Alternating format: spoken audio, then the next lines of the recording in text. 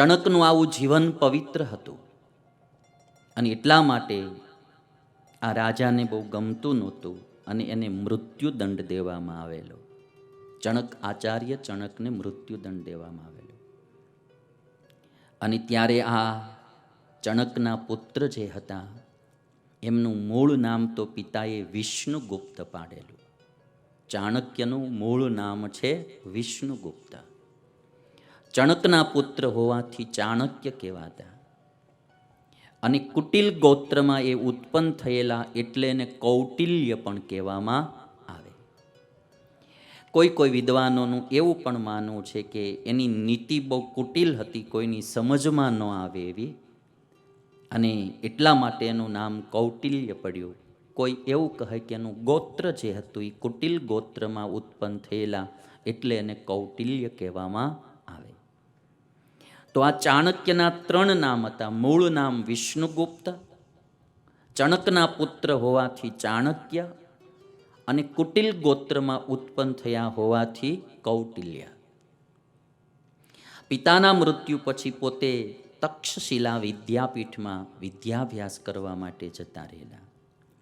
અહીંયા ખતરો પણ હતો. તક્ષપીઠ વિદ્યાપીઠમાં, તક્ષશિલા વિદ્યાપીઠમાં અભ્યાસ કરવા ગયા, જે આજે પાકિસ્તાનમાં આવેલી છે. પહેલાં તો અખંડિત ભારત હતું, ત્યારે એ તક્ષશિલા વિદ્યાલયમાં વિદ્યાભ્યાસ કરવા ગયા. ત્યાં એણે ખૂબ સારો અભ્યાસ કર્યો અને એના જીવમાં પણ દેશભક્તિ જેવા પિતાના ગુણ હતા એ બધા જ ગુણ ચાણક્યમાં પણ ઉતરેલા. પણ ચાણક્યે નક્કી કર્યું કે કેવલ અમે જે રીતે વિદ્યાભ્યાસ કરાવીએ એ રીતે અમે આ કાર્ય સિદ્ધ નહીં કરી શકીએ.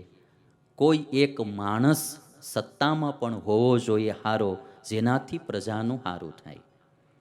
અને ત્યારે ચાણક્યએ ચંદ્રગુપ્ત નામના રાજાને તૈયાર કર્યો. મૌર્ય વંશની જે સ્થાપના થઈ, મૌર્ય વંશના પ્રથમ રાજા ચંદ્રગુપ્ત મૌર્ય, અને ત્યારથી મૌર્ય વંશ શાસનમાં આવ્યું. અને ચંદ્રગુપ્ત નામના રાજા આ ચાણક્યએ તૈયાર કર્યા. અમુક કામ સત્તાથી જ થાય. આપણે ગમે એટલા હોશિયાર હોઈએ, ડાયા હોઈએ, બધું જ હોય, ખબર પડતી હોય, પણ અમુક કામ તો સત્તાથી જ થાય. જેના હાથમાં પાવર હોય એનાથી જ થાય. પાવર ન હોય તો ન થાય. અને એટલા માટે અમુક સ્વપ્ન એવા બી હોય કે પાર્લામેન્ટમાં જે માણસ આવીને કામ કરીએ કે એ આપણે ગમે એટલું કહીએ તોય થાય નહીં. એટલે અટલ બિહારી વાજપેયીને પાર્લામેન્ટમાં મોકલવામાં આવ્યા હતા એ વખતે, કે સારા પુરુષો એમાં આવવા જોઈએ. આજે આપણું માનસ બધાનું એવું હોય છે કે ભાઈ નેતાગીરી ન કરવી, રાજનીતિમાં ન પડવું. એ માન્યતા બી ખોટી છે. સારા માણસોએ જ, લોકોએ આજે માન્યતા કેવી કરી છે કે સારા માણસોએ રાજનીતિમાં ન પડવું. મારું તો એવું માનવું છે કે સારા માણસોએ જ રાજનીતિમાં જવું જોઈએ. સારા માણસોએ જ જવું જોઈએ. હા, એમાં ખતરો ઘણો રહેશે, એમાં વિપત્તિઓ આવશે, કોકે તો હોમાવું તો પડશે. સારા વ્યક્તિઓ ગામના સરપંચ બને, સારા વ્યક્તિઓ ધારાસભ્યો બને, સારા વ્યક્તિઓ લોકસભાના મેમ્બરો બને, તો જ દેશનું ઉત્થાન થાય.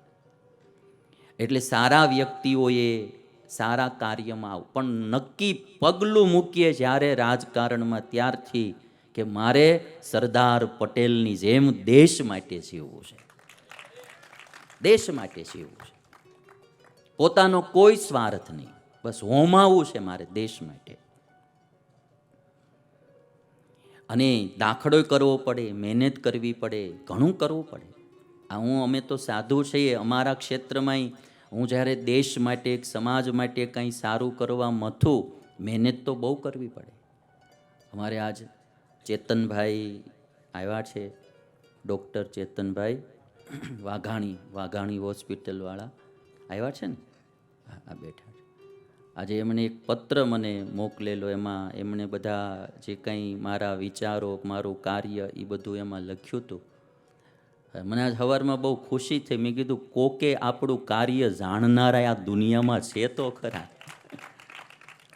અમુક કામ, અમુક વિચારધારા, અમુક વાત માણસોને બહુ મોડી સમજાય. સુગ્ન પુરુષો હોય વહેલા સમજે કે ભાઈ આ હિન્દુત્વની એકતા માટે, સમાજની એકતા માટે, દેશના ઉત્થાન માટે, જાતિવાદથી પર થવા માટે, સંપ્રદાયવાદથી પર ઉઠવા માટે જો અખંડિત ભારત રાખવું હોય, સમાજને એક રાખવો હોય, બધાને પોતાનું ગૌરવ થાય કે હું હિન્દુસ્તાની છું, તો અમુક વાડાવાડીઓમાંથી પર તો થવું જ પડે.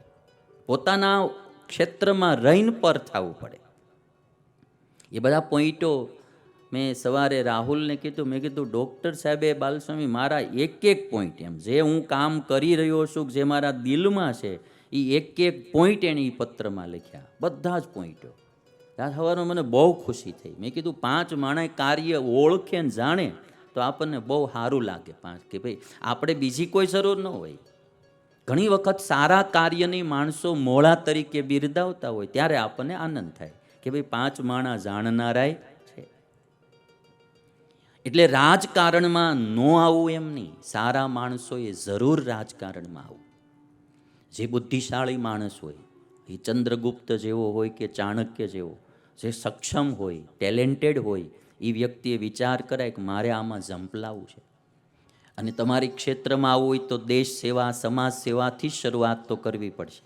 જેમ તમે સમાજ સેવા, દેશ સેવા, લોકહિતના કાર્યો કરતા જશો, લોકચાહના વધતી જશે અને ઓટોમેટિક તમે તમારા ક્ષેત્રમાં આગળ જતા જશો.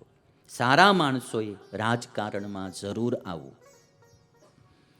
આ અમારામાંથી ઘણા નથી આવવા માંડ્યા. આવે છો એને 5 માણા એવું બી બોલનારા હોય કે ભાઈ સાધુ બાવાને આ હું. હવે સાધુ બાવા હાવ બેઠા બેઠા માખ્યું મારીને લાડવા દાયબા કરે, એની કરતાં કાંઈક કરે તો શું વાંધો તમારે ભાઈ. બે પોઈન્ટો હોય. આજે અત્યારે આપણા યોગીજી છે યુપીમાં, બરાબર, તો કંઈ મોડું કામ કરે છે ભાઈ. એ સાધુ જ છે ને, કંઈ મોડું કામ કરે છે. અને તમને હું એક વાત કહું કે ત્યાગીમાં એટલો તો ફરક રહે, એને વાહે ઉલાળ ધરાળ કાંઈ ન હોય. એ 24 કલાક જે ટાયમ આપીએ કે ની બીજા ન આપીએ. નરેન્દ્ર મોદીને જો 5 છોકરા હોત ને તો આટલું કામ ન કરત.